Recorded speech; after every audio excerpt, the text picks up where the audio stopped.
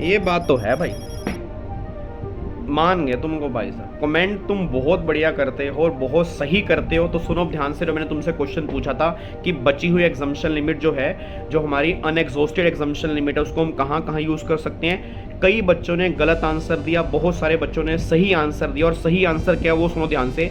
एक तो long term capital gain 112, लिखो इसको, long term capital gain 112, long term capital gain 112 capital A, short term capital gain 111 ए। और casual income नहीं use कर पाओगे, क्रॉस कर देना। Casual income, batting, gambling, lottery और ऑनलाइन मनी गेमिंग वाली इनकम पे यूज नहीं कर पाओगे। सिर्फ 3 इनकम याद रखो, 3 इनकम। 3 इनकम कौन कौन सी? Long term capital gain 112, long term capital gain 112 A, short term capital gain 111 A. इन्हीं तीनों में आप बैलेंस एग्जम्पशन लिमिट आप यूज कर सकते हो। और वो लिमिट यूज करने के बाद फिर जो बैलेंस इनकम बचेगी उस पर आप टैक्स कैलकुलेट करोगे। बस ये पर ध्यान दो।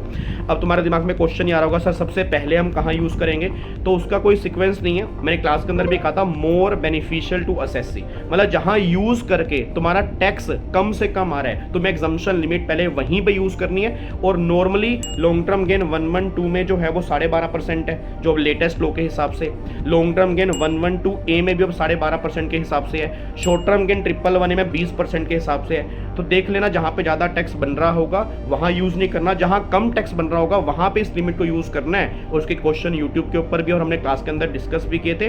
नहीं तो मैं अगले आने वाली शॉर्ट्स के अंदर आपको कुछ एग्जांपल दे दूंगा ताकि आपको आइडिया लगे। फॉलो करते रहो और लाइक किया करो, शेयर किया करो, बताया जरूर करो ये सीरीज तुम्हें कैसे लग रही है और इस सीरीज में तुम्हें और कौन कौन से टॉपिक चाहिए।